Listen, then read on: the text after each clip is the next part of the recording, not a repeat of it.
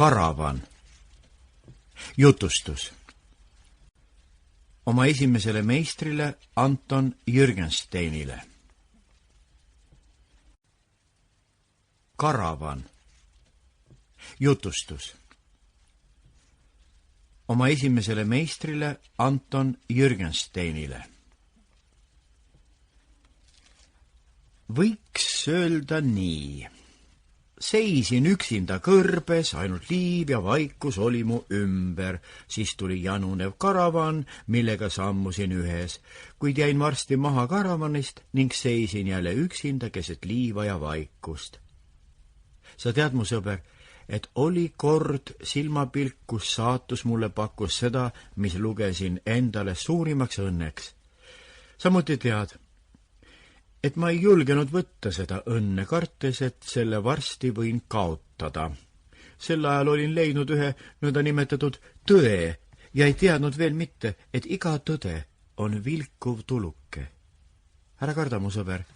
Jätan udused laused, et sind mitte tüüdata juba mu kirja alul. Sa tead, et kõnelen siin virvest, naisest, imesiniste silmadega, mille sära mulle ei tumenenud aastatega.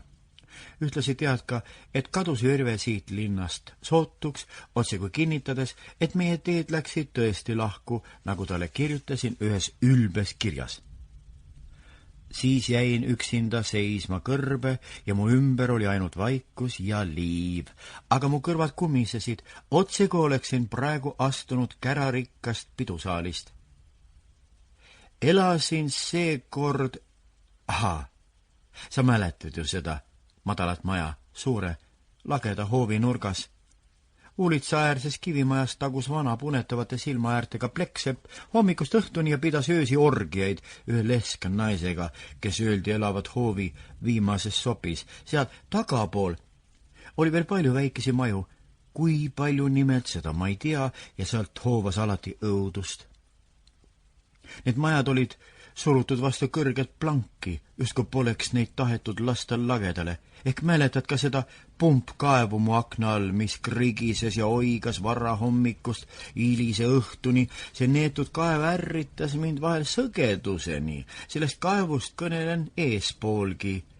Ja elasin vaikselt oma päevi ilma ühegi suurema sündmuseta. Ainult harva andis tunda üks valus pind mu hinges, mis sinna oli jäänud endisest ajast. Teenisin kusagil asutuses väikese ametnikuna, ilma et oleksin püüdnud edasi jõuda ameti astmeil. Tõsi, mulle pakuti vahel kõrgemat kohta.